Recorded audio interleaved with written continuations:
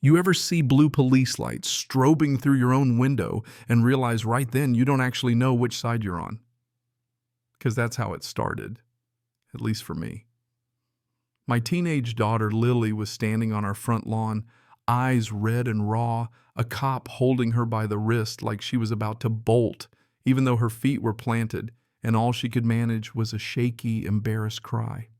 And standing off to the side, dressed for an Easter parade in a sun hat and pearls, was Linda, the HOA president, pointing and scowling like she was picking out a color for her kitchen instead of ordering my kid's fate. Somebody, maybe Linda, maybe the cop himself, yelled, "Stop resisting," even though Lily wasn't moving an inch. I felt something break inside me. But then just as the air got too thick to breathe, the rumble started. 3 pickup trucks rolling up the block, engines deep and patient like trouble had just clocked in for a long night. 6 men climbed out, every one in a faded tee and worn jeans boots, thumping, not talking, not rushing. They just fanned out on the sidewalk, standing at ease, scanning the scene with the kind of eyes that have seen too much to be surprised by much of anything. My neighbor Jake was with them, tall and unbothered gaze, shifting from the cop's hand on Lily to my face, then back again. He didn't raise his voice, didn't act like he wanted a fight, just said as even as the sky, "Hands off the kid." The whole block seemed to freeze. Porch lights snapped on radios, crackled, a baby started wailing down the street. Linda finally seemed to see the men behind me and whispered, "Who are they?" Jake didn't even turn. He just said, "Navy SEALs." Right then, Linda's face went white as printer paper, and she started fumbling with her phone hands, shaking like she was trying to call back a world that had just left her behind. If you're wondering how a quiet Saturday on a neat little cul-de-sac ended up with the cops roughing up my daughter and Navy SEALs showing up like guardian angels, let me back up a sec. Because the truth is, it started with sidewalk chalk and a blue wooden box. See, we moved here for the so-called community standards. After my wife died, looking for peace, something predictable, matching mailboxes, little flags on porches, all that. Lily and I needed safe.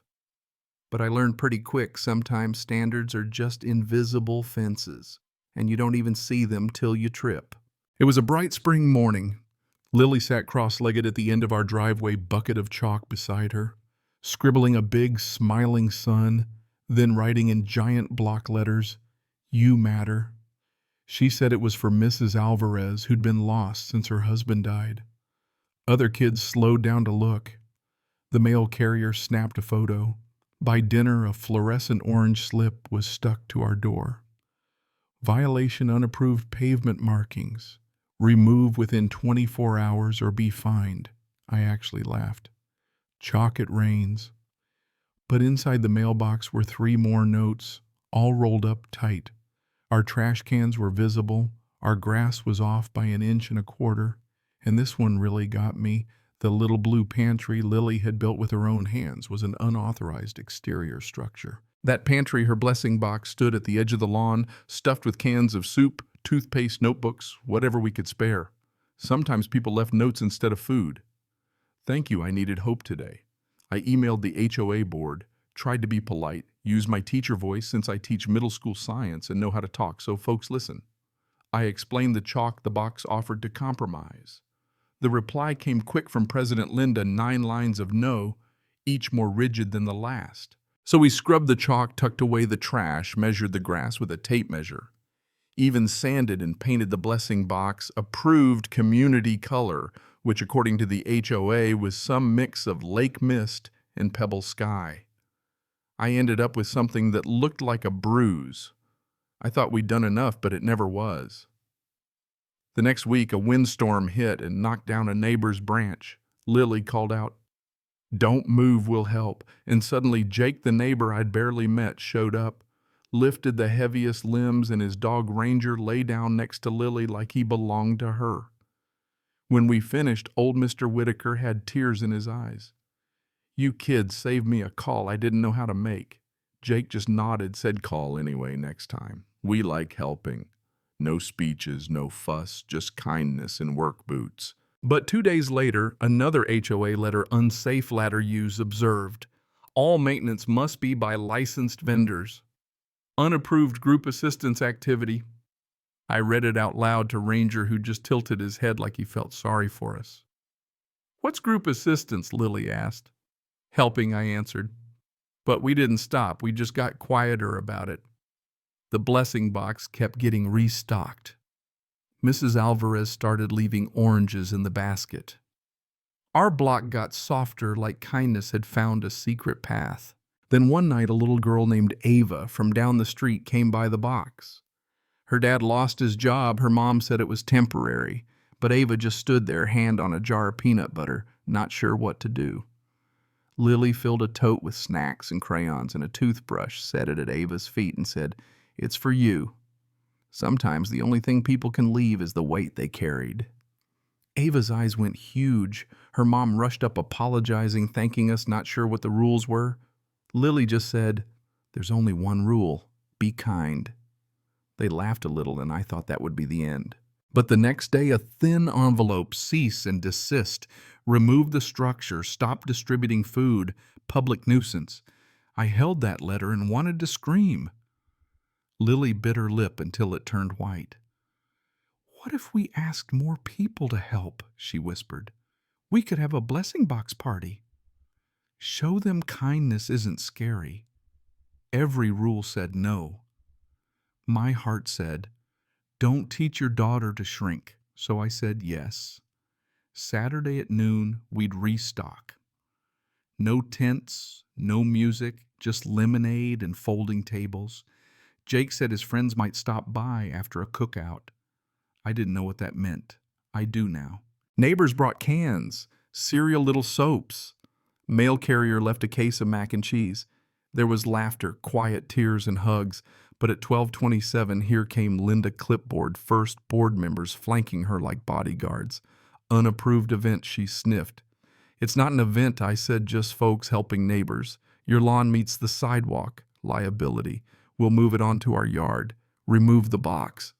Lily's voice wobbled but held. "People need it. We painted it the approved color. We're trying to do this right." Linda's eyes locked on Lily. "Minors don't speak at board actions." The youth pastor who'd come for lemonade stepped in. "With respect, ma'am, she's the reason we're here." Linda turned to her phone, tapping furiously. My hands started to shake. At 12:43, the first squad car rolled up. Officer Grant, tired like he'd rather be anywhere else, listened to Linda rattle off her list of complaints, then turned to me. "We got a call about a disturbance and possible theft." I stared at him. "People are giving things away." He asked for IDs, said there were reports of unknown juveniles. Looked right at Lily when he said it. She flinched. I tried to keep my voice calm. "She lives here. I'm her father." He reached for Lily's wrist anyway, slow like he'd done this before. "Sir," I said, "do not touch my daughter." He didn't stop. Then right on cue, the trucks turned the corner, engines rolling like thunder. Jake led the way, his men spreading out, not aggressive, just sure. Ranger, the dog, pressed against Lily's knees, a wall of fur and muscle. Jake's voice was steady. "Hands off the kid." The cop looked at him, then at the men, and let go. Linda demanded, "Who are you?" Jake didn't answer her. "Friends," he said, eyes on me and Lily. One of his guys set cases of canned veggies by the box. Another slid a jumbo bag of rice under the table. The air shifted. Officer Grant's hand hovered near his taser. "You can't interfere," he warned. "We're adding to a pantry," Jake replied. "You can't be here." Linda tried again, but Jake just said, "We live here. You want names, you can have ours too." The quiet man beside him smiled with half his mouth. "Write them down carefully, ma'am." The block held its breath. Then a shout. Mom and a teenage boy skidded to a halt, breathless. Linda's son, Evan. He saw the scene, the cops, the men, the dog, the blessing box, my daughter, and something in him snapped. "Mom, please, don't." But Linda was past reason, shrieking, "Arrest them, all of them, especially the girl. She's the ringleader." That word cut through me like broken glass. My daughter, 14, who still writes sticky notes that say, "I love you, Dad," now a criminal for giving away soup. And that's when the twist hit, the one you don't see coming in a quiet suburb. From the shadows, 3 hooded figures appeared, Molotovs and hand rags burning. The suited man who'd arrived earlier, county compliance, all slick hair and cold eyes, smiled, arms folded, satisfied. "See," he crowed, "this is what your kindness brings." The hooded men threatened to burn it all if the blessing box wasn't torn down. The street was a powder keg, kids' rifles fire in fear. Jake's men stood their ground, forming a wall around Lily and the box.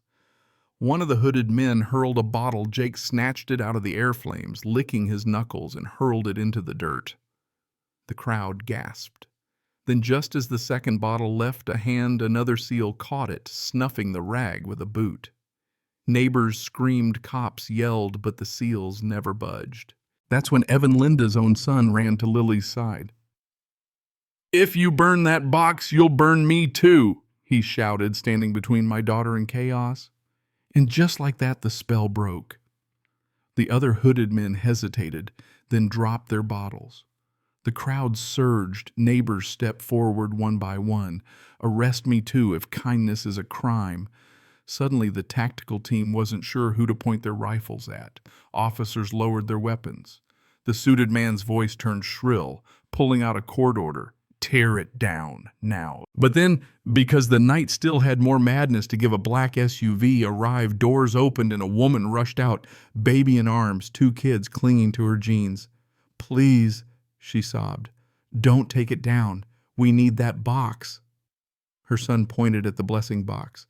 "That's where we got dinner." The whole street went silent, not just heavy, sacred. For a second, even the officers seemed to remember they were human. But then a helicopter. No, I'm not making this up. Sliced the night, searchlights blinding. "Tactical teams on ropes." The suited man beamed triumphant. "Now you'll see what happens when you defy authority." Except one of the men on the rope took off his mask, grinned at Jake, and said, "Cole." They were old friends. Cole took in the chaos, barked, "Stand down," and for the first time all night, the armed backup actually listened. Neighbors swarmed forward, a wall of ordinary people, parents, teachers, retirees, standing with my daughter, standing with Jake's men, standing against fear. The blessing box at the center of it all, swinging gently in the breeze. Take what you need, leave what you can. And as the last squad car pulled away, the suited man and Linda, her clipboard forgotten on the pavement, defeated, the threat finally gone, Jake crouched down and said, "You did good, kid. Real good."